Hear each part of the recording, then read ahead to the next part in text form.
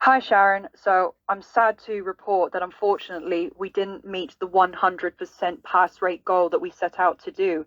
I found that when I went to Power BI, I found that two students who unfortunately did not pass. One of my students was a student that happened to have dyslexia. And even though they were ready to sit the exam, we accommodated them in a room, we gave them extra time. One of the oversaw factors was printing off the exam in a color and with a font to enable them to answer the exam question. Another factor, my second student, they were an international visa holder. Now, of course, as you know, when international students come over, they're expected to go straight into studying, learning, writing exam papers. This student went to his exam, but unfortunately, he didn't really reflect good level critical examples and outside of describing the theories. So unfortunately, his creativity was perceived as quite limited in his exam. And it doesn't help that now that his visa time frame is over, he can't resit the exam anymore. Oh, very interesting. Because for both of my students, they're from a pain background. They were unable to access the assessment because they could not relate to the reading materials because it was too Eurocentric. These students, they were not able to relate their experiences to the theories that was provided on the list, and this was one of the main requirements of meeting the assessment guidelines. They were also unable to understand the academic languages. They didn't even understand how to critically assess, or they've never heard of critically assessing a theorist before. So, Michelle, some of the things I was considering for my students for next year to help them with their assessment was a dialogical approach where I would discuss the assessment, for example, in week 7, to give them that opportunity to go through the questions, to familiarize themselves with any words that they don't understand, and to also help them to understand critically what is expected of them in terms of the criteria of the assessment.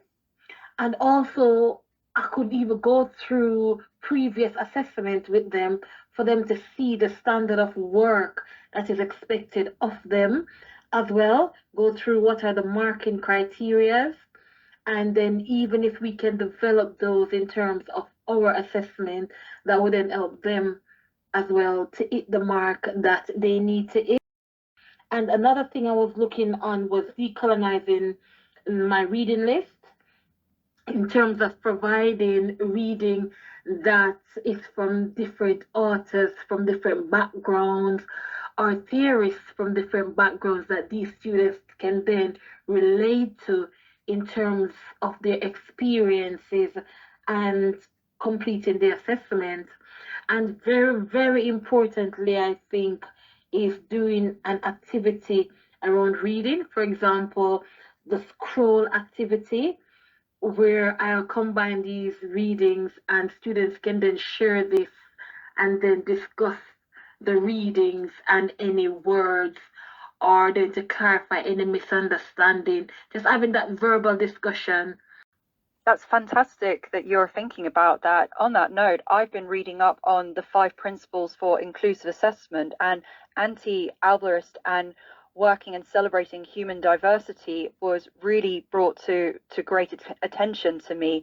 That was really important to install. So being able to celebrate my students' individuality, and not necessarily just ignoring the fact that some of them have a disability, but celebrating the fact on how well they can achieve through assessments. And I'm thinking that for the exam in the future, we should consider digitalizing the exam to make it more inclusive, both to students that have a disability, but this would also benefit international visa holder students.